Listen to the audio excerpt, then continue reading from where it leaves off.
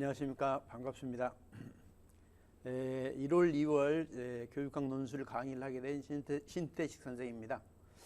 저는 4년 전에 이제 이수학원에서 4년 동안 강의를 하다가 또 다른 학원에서 강의를 하고 다시 이수학원으로 와서 강의를 하게 되었습니다. 여러분이 이제 교육학 논술 강의를 하는데 가장 중요한 것은 최근의 출제 경향을 정확하게 파악해 가지고 그에 맞춰서 가장 효율적으로, 그러니까 최소의 시간과 노력으로 교육학을 정복하는 것이 가장 중요하지 않을까, 이런 생각이 듭니다. 그러면 최근에 이제 교육학 출제 경향이 어떤 경향인가라고 보면은 제가 여러분한테 이 영역별 기출 경향이라는 이 자료를 지금 나눠줬는데, 이것이 지금 현재 교육학 출제됐던 그런 문제들입니다. 그러면은 이 교육학 출제 경향의 핵심적인 것은 첫 번째 핵심적인 개념. 그러니까 무슨 얘기냐면 교육학에서 전체적으로 우리가 공부해야 될 개념들을 보면 너무 많아. 예를 들어서 한 500개 정도가 된다, 이렇게 볼 수가 있어. 그러면 이제 중요한 개념들은 500개 정도 되는데 500개 정도 여기에서 출제가 되는 것이 아니라 그 중에서 학교 현장과 관련된, 학교 현장에서 유용하게 활용될 수 있는 또는 적용될 수 있고 학생들을 지도하는 데 도움이 되는 그러한 개념들이 나온다는 이야기예요. 여기에 제가 여러분한테 나눠준 이 자료 보면은 한 60개 정도 될 거예요. 그러면은 지금 현재 작년 같은 경우에는 이 60개의 기출문제 중에서 출제가 되어버렸단 말이지. 그러니까 기출문제에서 왜 출제가 됐겠어? 그 기출문제에 나왔던 개념들이 핵심적인 개념이고 현장에 유용하기 때문에 그런 것이죠. 그래서 지금 현재 교육학 전체적인 내용을 내가 쭉 보면은 매년 출제된 영역이 어느 정도 한정돼 있다, 이렇게 볼 수가 있어. 그런데 여러분이 교육학의 저 속에 있는 어떤 학자라든지 아주 거의 현장과는 좀 거리가 있는 이론적인, 지나치게 이론적인 그런 내용만을 여러분이 공부를 하게 되고, 그것을 다 공부를 해갖고 20점 다 맞겠다고 공부를 하는데, 그렇게 공부한다고 해갖고 20점 다 받겠어? 그래서 내가 여러분한테 강조하고 싶은 것은 내용적인 측면에 있어서는 핵심적인 개념을 중심으로 잘 이해하고 이것과 관련된 다양한 예를 알아야만이 문제에 적용할 수가 있다, 이런 뜻이야. 그 다음에 두 번째는 출제 경향을 여러분이 파악해야 되는데, 출제하는 사람들이 누가 출제를 하냐면 과거에는 교수님이 출제를 한 다음에 현장의 교사들에게 그 문제가 제대로 잘 만들어졌는가, 또 현장에 적합한지, 또는 이제 임용고시 공부하는 학생들한테 충분히 풀 수 있는 문제인지, 이런 것을 검토하게 한다, 이런 뜻이에요. 그러니까 출제를 누가 먼저 하냐면 교수가 먼저 하는 거예요. 그럼 교수가 문제를 출제할 때 교수는 어떻게 돼? 현장 교사하고 비교한다면 현장 교사들은 현장에 적합한 이론들을 중심으로 문제를 출제하려고 하겠지만, 여기에 있는 교수들은 자기네들이 중요시하는 그런 개념들을, 이론들을 중심으로 출제를 하려고 한다, 이런 뜻. 그러니까 이론 중심의 출제 경향에서 현장 중심의 출제 경향으로 바뀌고 있다, 이런 이야기죠. 그래서 현장 중심의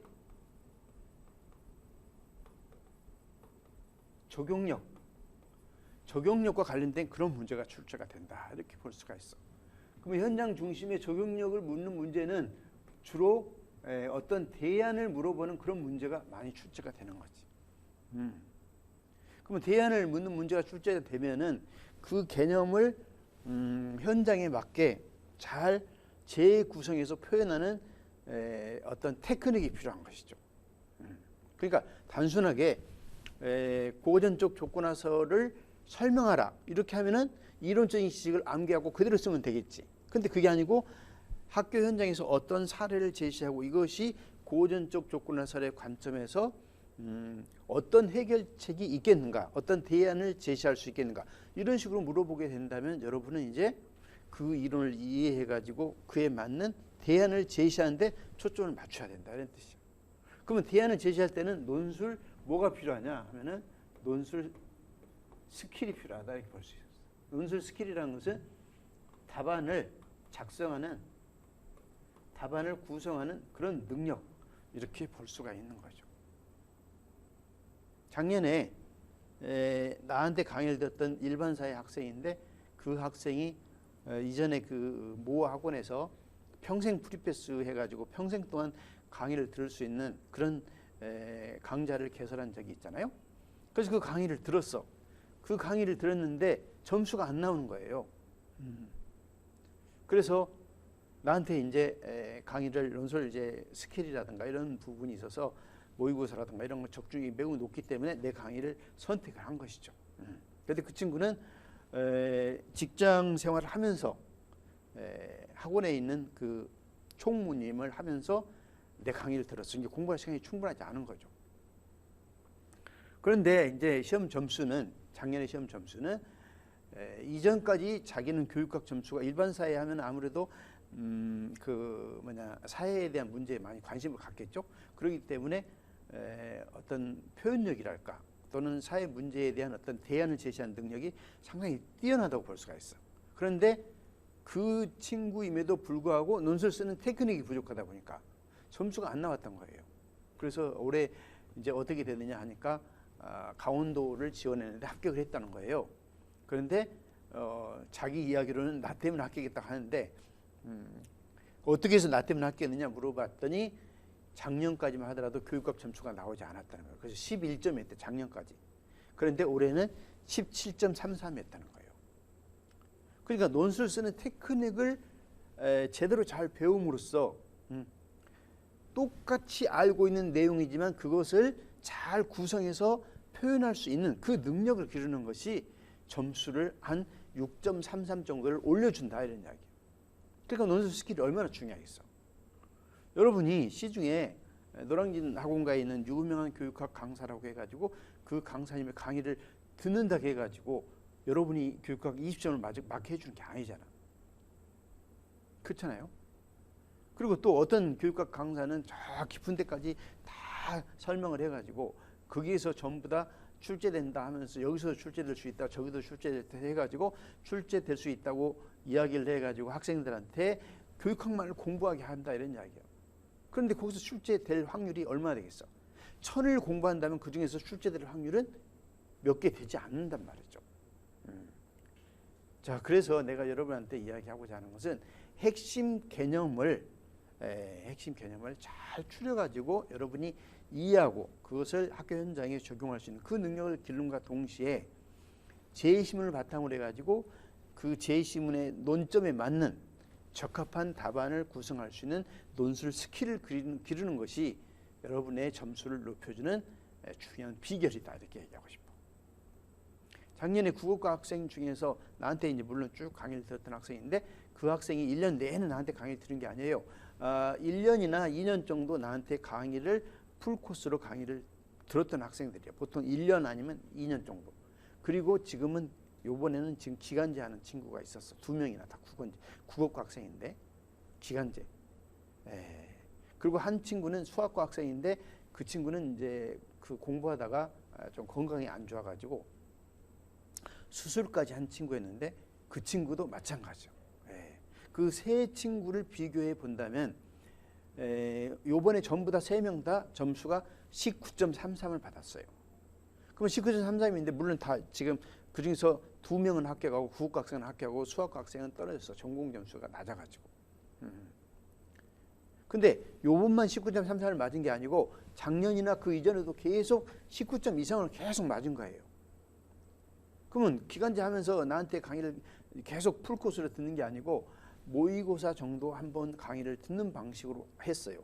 과거에 이미 세계적으로 공부를 했기 때문에. 그러니까 과거에 한번 풀코스로 강의를 제대로 강의를 들어놓는다면 교육학 쓰는 논술 스킬도 길러지게 되고 그 다음에 교육학의 핵심적인 개념을 잘 이해하게 되기 때문에 그것만 가지고도 시험에 임박해가지고 모의고사로 한번 정리한다든지 아니면 기존에 내가 공부했던 그 책을 가지고 한번 정리를 하게 되면은 19점 이상의 점수를 받을 수가 있다 이런 뜻이죠. 그러니까 논술 스킬이 같은 배경 지식이라면 논술 스킬을 아는 경우가 훨씬 더 점수를 높여준다 이런 뜻이죠. 그래서 대부분 내 강의를 들었던 학생들은 논술 쓰는 어떤 스킬, 테크닉 이것을 제대로 배우기 때문에 짧은 시간에 서론과 결론을 쓰게 되고 본론을 제 시민에 맞게 구성할 수 있는 그런 능력을 갖게 되는 거죠. 그래서 교육학의 점수가 안정적으로 일관성 있게 19점, 18점, 19점의 점수를 계속 받게 된다 이런 뜻이죠. 그러면 이제 전공에만 집중할 수가 있잖아요. 자, 여러분들이 교육학을 공부하는 전략 이것이 매우 중요하다 이렇게 볼 수가 있어요. 그래서 최근에 출제 경향을 다시 한번 이야기한다면 핵심적인 개념이라고 하면 현장에 정말 쓸모 있는 유용한 그런 개념이 출제가 되고 그 다음에 현장 이것을 적용하는 데 필요한 그런 지식들을 재구성해서 표현할 수 있도록 하는데 필요한 그런 문제들이 출제가 된다는 것이고 그 다음에 이것을 위해서는 논술 테크닉이 아주 중요하다 이런 뜻이죠. 그래서 여러분들이 교육학을 공부하는 데 있어서 어떤 방향으로 공부를 해야 되는가 이런 것을 잘 익혀가지고 여러분이 체계적으로 공부를 해야 되겠죠. 자, 그런데 제가 이제 이것을 위해서 제가 연간 강의 계획에 대해서 쭉 설명을 했는데 그 중에서 1월, 2월에 대해서만 간단하게 설명하면 1월, 2월 달에 여러분한테 시중에 있는 그런 많은 교재를 장수생들은 대부분 다 가지고 있어요. 뭐 우리 학원에 있는 김현 선생을 포함해 가지고 많은 선생님들 책을 가지고 있고 이전에 내 책을 가지고 있었던 분도 있어. 그래서 그 책을 교육학이 뭐 1년마다 확 바뀌는 것도 아니고 그러기 때문에 그 책을 가지고 공부를 하면 충분하다 이렇게 봐.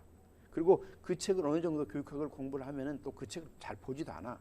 그래서 왜냐하면 이미 다 공부를 한번 한 적이 있기 때문에 전체적인 내용 머릿속에 있기 때문에 주로 서브노트라든지 잘 정리된 책을 중심으로 본다 이런 뜻이죠. 그래서 제가 올해부터는 초수인 경우에는 이전에 내가 가지고 있는 기본서에 해당되는 이게 상하로 되어 있는데 이 그 교육학 논술 상하 이 책을 가지고 한 번씩 읽어봐야 되겠지. 초수인 경우는 그래. 근데 초수인 경우라 하더라도 내 책이 아니고 다른 선생님 책을 가지고 있다 하더라도 그 책으로 봐도 충분해. 왜냐하면 교육학의 내용은 거기서 거기이기 때문에 뭐 크게 새로운 것은 별로 없어. 새로운 것이 있다면 그걸 내용을 추가하면 되는 것이기 때문에.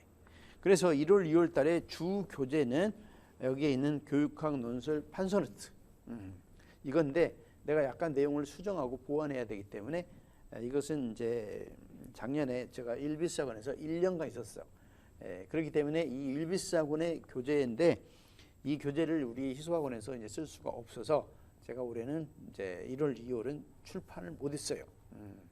왜냐하면 이제 출판도 계약 여러 가지 문제가 있기 때문에. 그래서 올해는 1월, 2월은 여기에 있는 것처럼 이렇게 프린트 자료로 여러분한테 나눠주려고 그래. 그래서 여러분이 이제 그 8주 동안 이 프린트 자료를 모아가지고 이제 스프링을 하면은 이제 하나의 교재가 되고 이것이 1년 동안 계속 내용을 보충하면서 여러분이 단권화 교재로 충분히 쓸 수가 있다 이렇게 볼 수가 있어. 근데 이걸 단권화 교재로 쓰는데 여기에 있는 것은 여기 보다시피 내용이 이제 쭉 여러분이 보면 알겠지만 내용이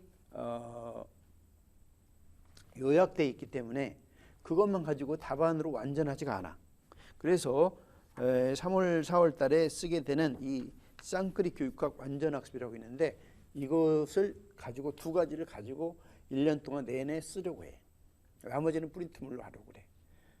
그러니까 여기에 있는 이 뭐냐면 쌍끌이 교육학 완전학습은 어떻게 구성되어 있냐면 각각의 실제 답안처럼 되어 있어. 그러니까 나서는 교육과정이다. 그러면 나서는 교육과정에 대한 의미와 나서는 교육과정에 대한 기본적인 전제 이것이 그대로 서술식으로 답안처럼 되어 있다 이런 뜻이죠. 그러니까 우리가 본론에서 논점이 보통 이제 4개 나와가지고 4개를 모아놓은 그런 답안인데 여기는 4개가 아니라 하나하나의 논점. 근데 영교육과정이다. 그러면 영교육과정의 의미와 발생 원인과 시사점 이렇게 답안으로 구성되어 있다 이런 뜻이죠. 그렇기 때문에 여러분이 여기에 있는 강판 노트를 가지고 강판은 강의한 것을 판서한다 해가지고 강판 노트라고 했어요.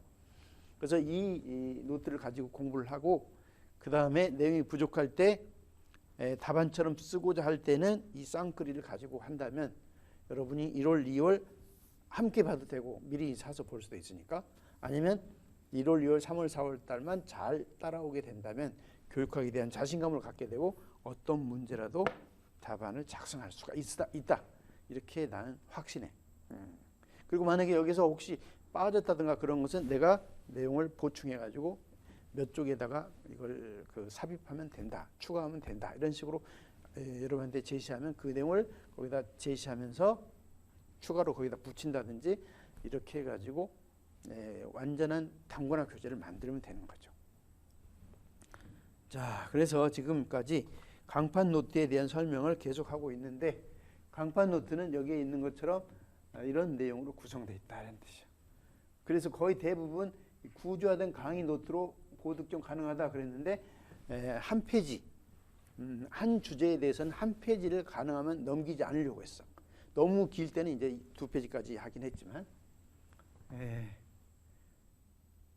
그래서 이것을 바탕으로 해가지고 내용을 계속 추가해 간다면 하나의 단권화 노트가 될 것이고 이 단권화 노트가 총 130쪽밖에 안 되기 때문에 이 130쪽을 가지고 공부를 하게 되면 예를 들어서 1000페이지짜리 책을 가지고 공부하는 것보다 130페이지짜리 가지고 공부를 하게 되면 한 9배 정도 많은 양을 공부할 수가 있는 거죠.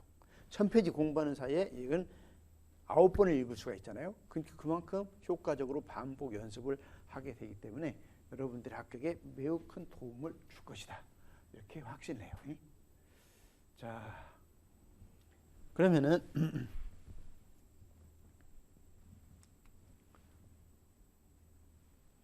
강판 노트에 대한 것을 이제 여기까지 설명을 했고 이 강의 노트를 중심으로 해가지고 여러분이 잘 정리를 하면 되고 이 강의 노트를 내가 이제 설명을 할 때 이걸 갖다 PPT로 할 것인가 아니면은 그 원본을 가지고 할 것인가 이 두 가지를 가지고 고민을 했어요.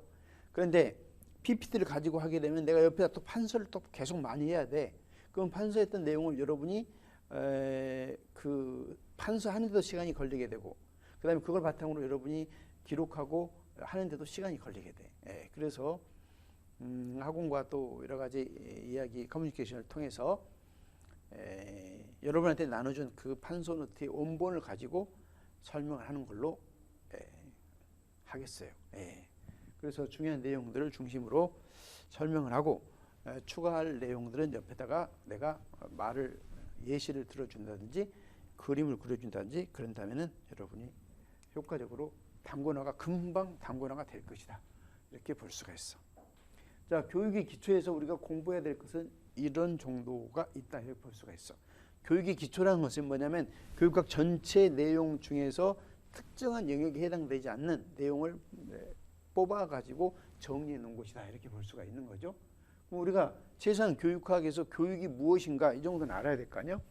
그래서 교육의 의미와 영역, 어원상의 정의, 교육의 그 준거가 뭐냐 이 정도 알아야 되겠지. 그 다음에 교육을 통해서 우리가 인간을 기른다고 했을 때 그 가능성이 어디까지인가 이 정도는 알아둬야 되겠죠. 그래서 가능성과 한계성, 교육의 목적, 인성교육, 영재교육 이런 것이 있는데 이 중에서 만약에 시험 문제에 나온다면 4번 정도가 나올 가능성이 있지 않을까 이런 생각이 들어. 왜 그러냐면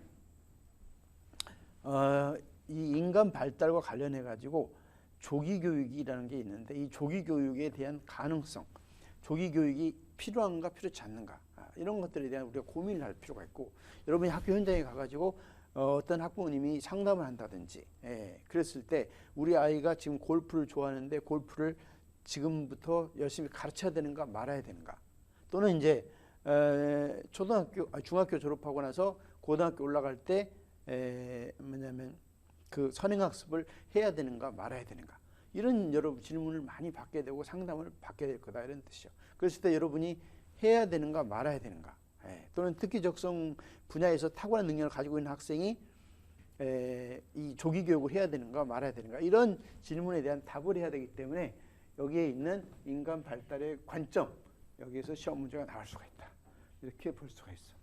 그 다음에 이제 인성교육이라든가 영재교육은 직접 시험 문제는 나오지 않겠지만 우리나라에 가장 중요한 것이 지금 머리는 발달되어 있으나 어떤 도덕성이라든가 이런 감성이라든가 이러한 사회성이라든가 이런 부분이 너무 약하다 이런 뜻이죠. 학생들이.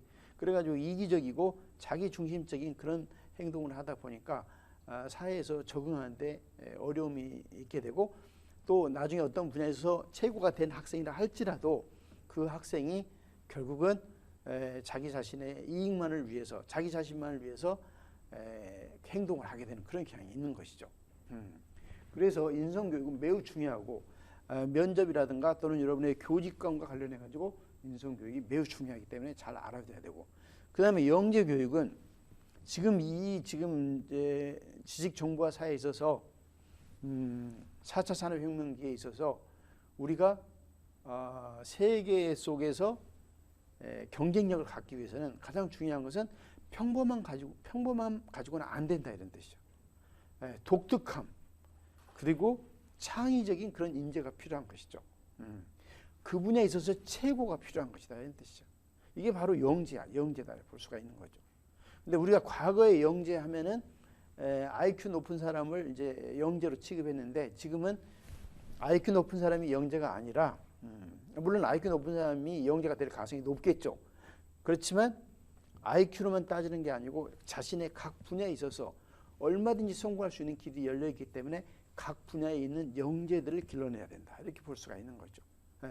쉬운 말로 이야기한다면 뭐 손흥민 선수라든지 김연아 선수라든지 또는 뭐 K-팝의 그 BTS라든가 이러한 여러 가지 각 분야에 있어서의 세계에서 누구도 대신해 줄 수 없는 탁월함을 가지고 있는 인재를 길러야 된다 이런 뜻이죠. 그런 차원에서 우리는 영재 교육에 대한 체계적인 지식이 필요하고, 영재를 기르기 위한 그런 방안들에 대한 것을 우리가 교사가 알고 있어야 상담이라든가 학생들을 지도하는 데 있어서 매우 유용할 것이다 이렇게 볼 수가 있습니다. 자, 그래서 나머지도 다 알아둬야 되겠지만 4번, 6번, 7번 이것을 잘 알아둬야 된다 이렇게 이야기할 수가 있는 거죠.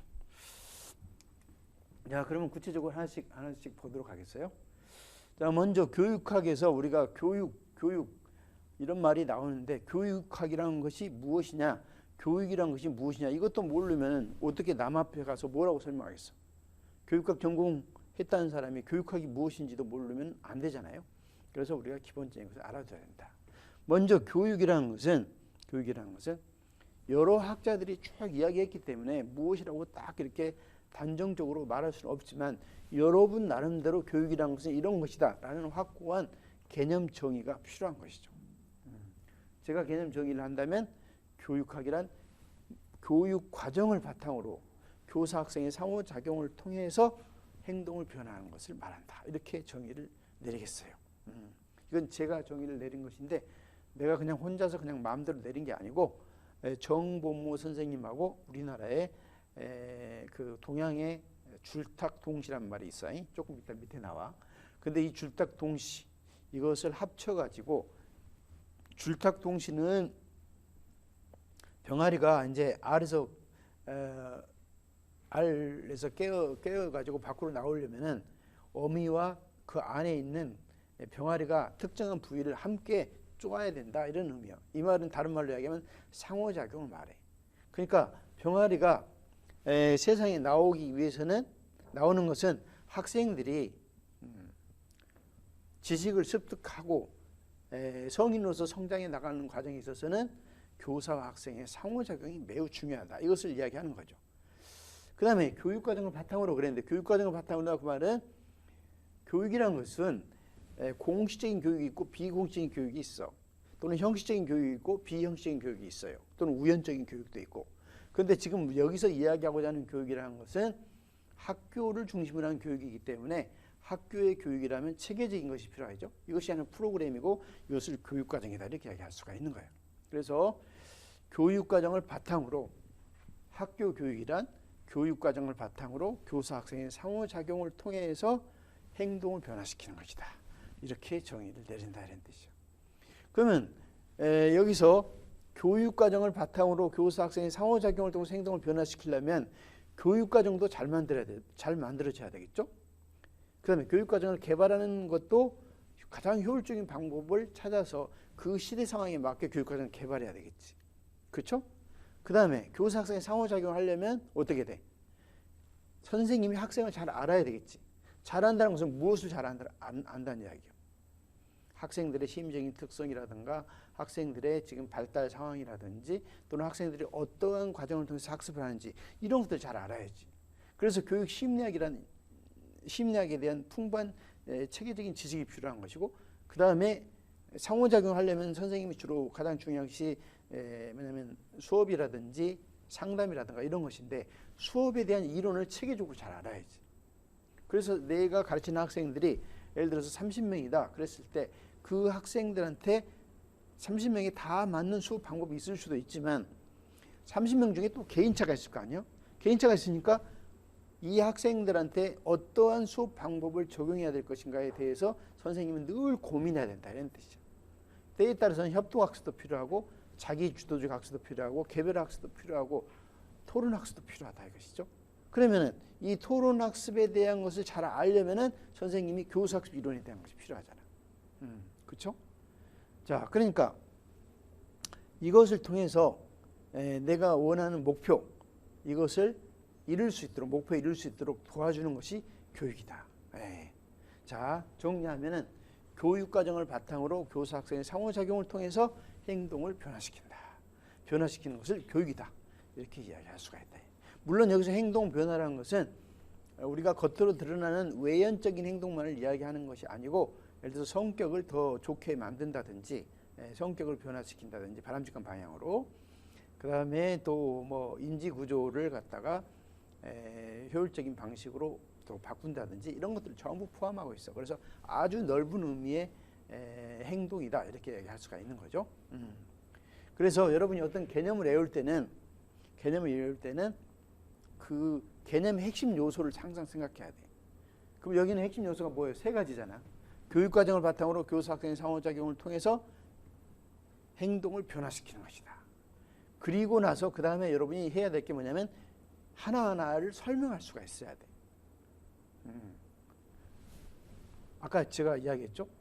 지금 기간제 하면서 합격한 국어과 학생들이 교육학 19.33을 맞았는데 그 19.33을 맞은 이유는 뭐냐 하면은 바로 개념을 여기서 배웠던 개념을 학교 현장에서 학생들을 지도하면서 이것을 응용하고 적용해가지고 학생들을 지도해 보려고 했기 때문에 그렇다는 거예요. 그래서 최근에 교육학 점수가 낮은 학생들하고 물론 낮다고 해서 형편없이 낮은 게 아니고 나한테 1년 동안 강의 들었던 학생 중에서 이 친구는 정말 암기를 잘해. 근데 점수가 몇 점 나오냐면 17점에서 18점 그 사이밖에 나오지가 않아. 그러니까 19점을 넘지를 못해요. 암기는 정말 잘해. 근데 아까 이야기한 것처럼 기간제 교사를 하면서 공부할 시간이 거의 없음에도 불구하고 나한테 한 번 강의를 들었던 학생이 학교 현장에서 여러 가지 적용 과정을 통해서 응용력이 생기기 때문에 19.33을 받았단 말이지. 그럼 이 차이점은 뭐냐 이거예요. 이 차이점은 뭐냐면 최근의 출제 경향에 딱 맞는 방식으로 점수가 나올 수밖에 없는 그런 상황이 된 것이죠. 과거에는 이론적인 지식을 그대로 잘 알면 점수가 잘 나왔는데 지금 그게 아니라 이론적인 지식을 현장에 적용할 수 있는 그 능력 그리고 논술 테크닉이 중요하다라는 것을 확실하게 증명해 주고 있다 이렇게 볼 수가 있어. 그리고 아까 이야기했던 수학과 학생 그 친구도 계속 하고 있지만 점수가 19.33을 맞는데 전공은 잘하는데 전공은 못하는데 교육학은 그렇다 해서 교육학은 막 투자해서 하는 것이 아니고 내가 늘 이야기하지. 전공이 부족하니까 전공의 약한 부분을 계속 집중적으로 공략해라. 그럼에도 불구하고 전공 점수가 잘 안 나온다 이런 이야기예요. 전공이 단기간에 점수를 올리기가 쉽지 않잖아요. 자기 약한 부분이 있을 거 아니에요. 교육학 그 전공 중에서도. 그런 부분을 빨리빨리 보충을 해야 된다고 볼 수가 있어요. 자, 그래서 교육이라는 것은 최소한 여러분이 나름대로 정의 내릴 수 있겠지만 내가 정의를 내린다면 이렇게 정의를 내릴 수가 있고, 그러면 교육학이라는 것은 뭐냐? 그러면 인간의 행동을 변화시켜야 되는데 가능하면 최소의 노력과 비용으로 최대한 빨리 변화시키는 것이 효과적이겠죠. 그래서 효율적으로 변화시켜야 된다. 그럼 효율적으로 변화시키기 위해서는 효율적으로 변화시키기 위한 방법을 찾아야 되겠죠. 이 방법을 찾는 과정에서 나온 것이 교육학적인 이론이라든가 또는 교육학의 원리 이런 것들이다 이런 이야기예요. 그래서 교육학이라는 것은 여기 교육하고 교육학이잖아요. 교육학이라는 것은 효율적인 교육을 위해서 필요한 지식, 다시 얘기하면 개념, 원리, 이론, 법칙 등을 연구한 학문이다. 이렇게 볼 수가 있다. 아주 간단하죠. 교육학이 뭐라고? 효율적인 교육을 위해서 필요한 지식을 탐구하는 학문이다. 네. 효율적인 교육을 위해서. 그 말은 교육과정을 바탕으로 교사 학생의 상호작용을 통해서 행동을 변화시키는 것을 말하잖아요. 그러니까 학생들의 행동 변화를 보다 더 효율적으로 행동을 변화시키기 위해서, 그러니까 어떤 지식을 습득하게 한다든지 어떤 기능을 습득하게 한다든지 행동을 변화시킨다는 거, 이런 게 전부 다 행동 변화잖아. 그러니까 효율적인 교육을 위해서 필요한 지식, 다시 얘기하면 개념, 원리, 법칙, 이론을 또는 모형이라든가 이런 것을 탐구하고 연구하는 학문이 교육학이다. 이 정도는 알아둬야 된다 이런 뜻이죠. 아주 간단하죠. 효율적인 교육을 위해서 필요한 지식에는 이런 것들이 있으니까 이것을 탐구하는 학문이다. 이것이 교육학이다. 자, 그 다음에 교육학 영역 그랬는데 교육학 영역은 어떤 것이 있느냐? 교육학 영역은 여기 이와 같이 직접적인 영역과 간접적인 그런 영역이 있어요. 직접적인 영역은 행동 변화, 교육과정, 학생 이해, 교사 학생 상호작용, 그 다음에 행동의 확인 그랬는데, 아까 교육이란 뭘 하겠어? 교육 과정을 바탕으로 교사와 학생의 상호작용을 통해서 행동을 변화시키는 것이다 그랬죠? 이것이 교육이라 했다 그랬어요. 교육. 자, 그럼 행동을 변화시킨다. 그 말은 행동의 기준점이 있겠지? 이 기준점을 목표다 이렇게 할 수가 있어. 자, 목표. 자, 이 목표가 뭐가 되냐면 교육의 방향이 되는 것이고 교육의 목적이 되는 거죠. 이 목적을 더 세분화하면 이것을 목표라고 이야기하는 거예요. 목표. 그러니까 교육의 목적이나 목표가 추상적이면 이념이라고 이야기하고 이념, 목적, 그 다음에 구체적일수록 목표 이렇게 이야기한다. 그렇죠? 그 다음에 이 목적을 달성하기 위해서 학생들한테 어떤 내용을 가르쳐줘야 될 거 아니야? 내용과 경험을 학생들한테 가르쳐줘야 되겠죠? 목표 달성을 위해서, 예를 들어서 창의성이 목표다. 그러면 창의성 신장을 위해서 어떤 경험을 제공해 줘야 되잖아요. 참고로 제가 마스크를 벗었는데 지금 인강 중심으로 강의를 하다 보니까 지금 마스크를 벗었어요. 학생이 있으면 마스크를 쓰겠지만 지금 그런 상황이 아니기 때문에. 자, 그 다음에 세 번째는 교육과정을 가지고 학생을 가르치기 위해서는 학생에 대한 이해가 필요하잖아요. 그래서 학생에 대한 이해가 필요하다. 학생의 발달, 그 다음에 학습이 어떤 식으로 이루어지는가, 인간의 학습은 어떤 식으로 이루어지는가, 이것을 알아야 된다 이거예요. 학생들의 인지적 발달은 어떻게 이루어지고 정의적 영역의 발달은 어떻게 이루어지고 그 다음에 행동적인 측면은 어떤 식으로 발달하는가, 이걸 알아야 되겠죠. 자, 그리고 상호작용 하려면은 그에 맞는 처방이 필요하겠지. 처방. 이것이 필요한데 이것은 선생님의 수업 이것으로 나타나게 된다 이거예요. 자, 수업을 다 한 다음에는 어떻게 해야 돼? 목표 달성 정도.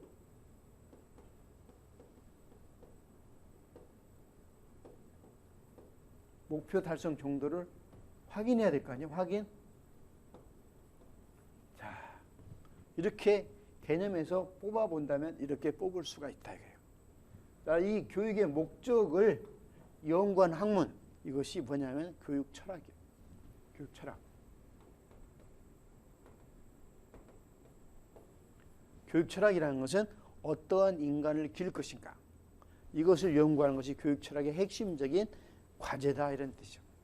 예를 들어서 진보주의, 그러면 학생들에게 경험의 재구성, 사회에 잘 적응할 수 있는 그런 인간을 기르는 것이 교육의 목적이고, 사회에 잘 적응하는 사람은 끊임없는 현재도 경험이 중요하지만 계속적인 경험의 재구성이 중요하다라는 것이죠.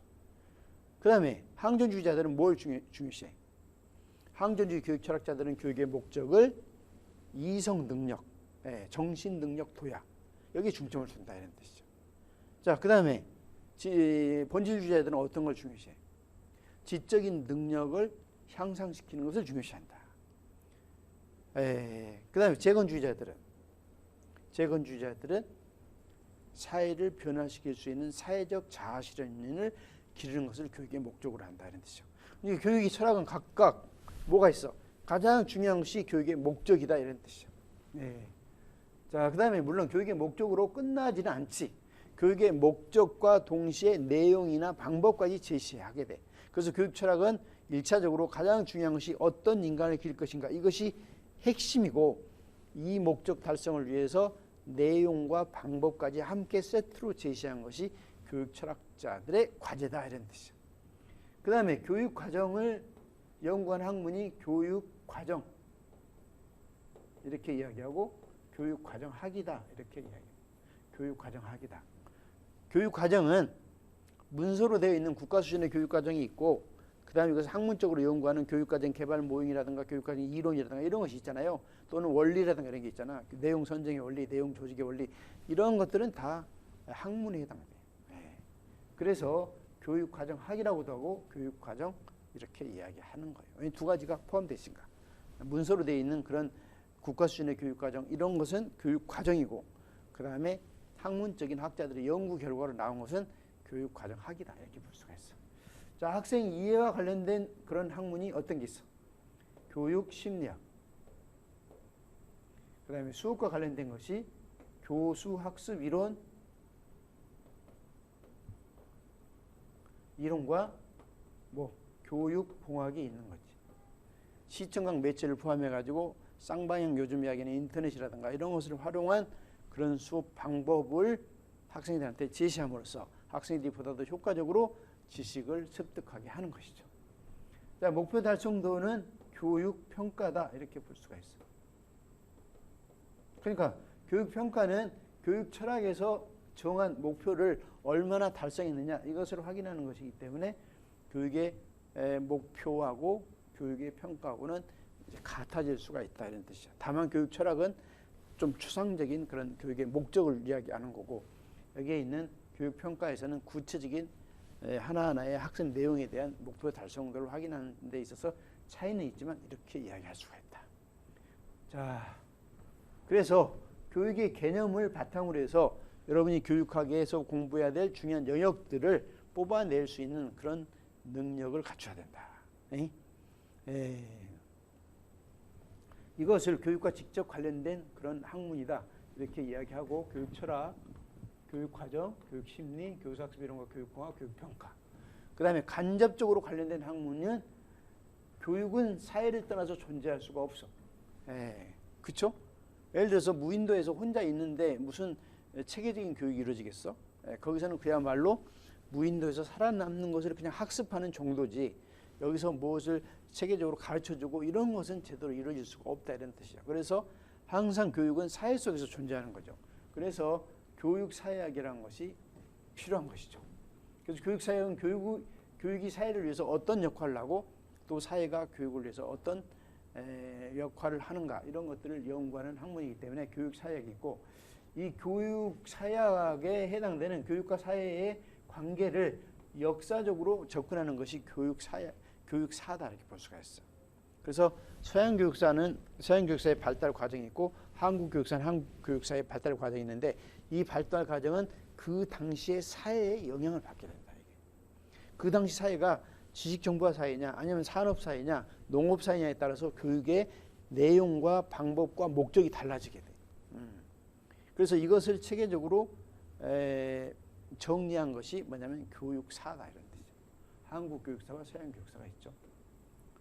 자, 그다음에 이제 세 번째는 학생의 자아 실현 이것을 도와주는 것이 생활지도와 상담이고 교육 활동을 전반적으로 지원해 주는 것이 교육 행정학이고 교육에 대한 지식을 과학적으로 탐구하기 위한 지식을 연구하는 것이 교육 연구 통계다 이렇게 볼 수가 있어.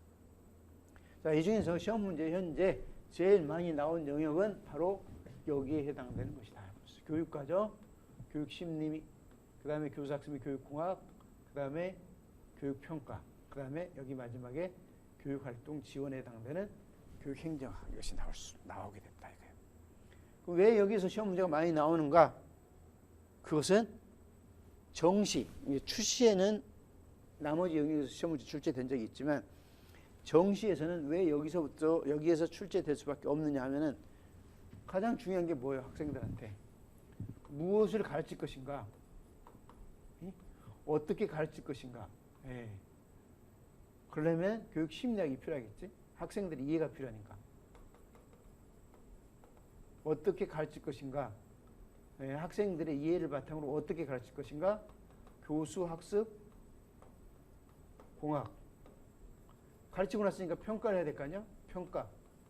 이 전반적인 것을 위해서 교사가 해야 될 역할 이것이 필요하겠지. 그래서 이것이 교육행정학이고 교육평가고 그 다음에 이것이 교육심리학 및 교수 학습 이론이고 교육공학이고 그 다음에 교육과정이고 이렇게 된 거예요. 그래서 여기서 출제가 항상 거의 대부분 출제가 되어 왔다 이것이죠. 자, 앞으로 출제되는 영역은 계속 이야기할 것이기 때문에 내가 여기서 여러분한테 이야기하고자 하는 것은 임용고시를 공부하는데 교육학이 무엇이냐 이 정도 모르면 안 되잖아요. 그래서 교육학이라는 것은 교육과정을 바탕으로 교사 학생 상호작용을 통해서 행동을 변화시키는 것이고 이것을 바탕으로 교육학의 영역을 뽑은다면 대충 이렇게 뽑을 수가 있다. 이것이 직접적인 영역에 해당된다. 이렇게 이야기할 수가 있고 그 다음에 간접적인 영역을 이야기한다면 교육은 사회를 떠나서 존재할 수 없으니까 교육과의 사회 관계를 연구하는 교육 사회학이 있고 그 다음에 이것을 역사적으로 살펴보는 교육사가 있고 학생들의 생활지도는 교육을 위한 하나의 부수적인 활동이지만 요즘 정말로 중요한 활동이기 때문에 생활지도 및 상담이 있고 그 다음에 교육행정학 그 다음에 이것을 교육학에 대한 지식을 과학적으로 연구하는 방법론에 해당되는 교육 연구 통계가 있다. 이 정도 알아두면 되겠다. 이런 이야기예요. 자,